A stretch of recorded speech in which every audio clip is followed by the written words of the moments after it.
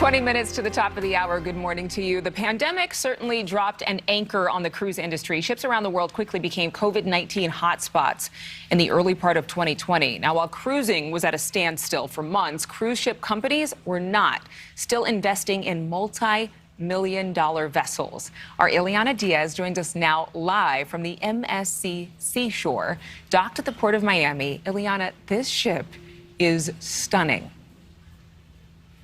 You know, it really is. It is breathtaking. And what you're seeing behind me here is obviously that beautiful view of the casino.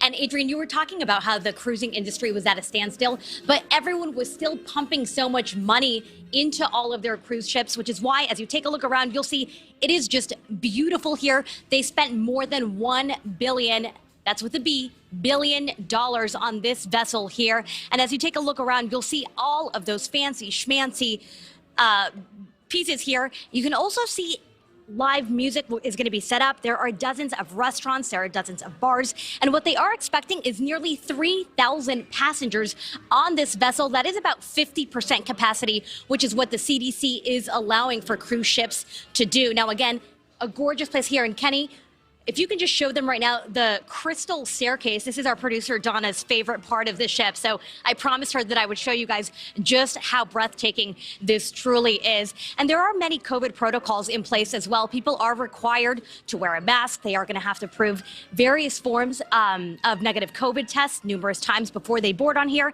And then also there is an AC filtration system as well as some technology to make sure that there is UV built within the ship to keep everyone safe. Now, I do want to introduce the COO. This is Ken Muscat here, and he's going to talk a little bit about the industry. You know, obviously you guys took a big hit last year, but what are you expecting now? Are people going to feel safe coming back to cruise ships? Absolutely. First of all, welcome on board. And we are super optimistic about the comeback of cruising. As a matter of fact, MSC Cruises is the fastest growing cruise line in the world, and we're the third largest brand in the world. And we felt a responsibility to be the ones to bring back the industry. So we've been cruising since August of 2020. So we've been going for more than a year now without any problems. Everybody's loving the health and safety protocols. Everything's working out great.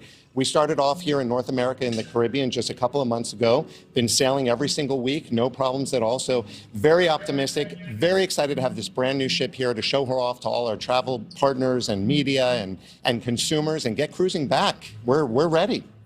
And that's the thing, a lot of people have questioned whether or not they are ready. And with all of these protocols in place, people are saying they are starting to feel more comfortable coming back to cruises. And Ken actually is going to show us this really quickly. We have a few seconds here. This champagne bar, again, there are dozens of restaurants and champagne bars here to entice everyone to just enjoy, relax, and have a good time back here on the cruises. And we actually have 18 bars on this ship, and I have a wonderful mimosa for you. Thank you. So we could toast to the cruising of the comeback of cruising. Thank you, thank you. Non-alcoholic, of course, Adrienne. Of course. Wink, wink. Yeah. Looks like he's excited. Yeah, exactly. It's beautiful, really, when you take that wide shot, when your cameraman took that wide shot and showed all the glittering staircases, it looks phenomenal. And I know a lot of people are excited to feel like it's normal with a lot more health protocols in place. Thank you to Ileana, and enjoy. Cheers. Thank you so much for watching. Make sure to click on the red subscribe button below so you can get more of NewsNation's fact-driven, unbiased coverage.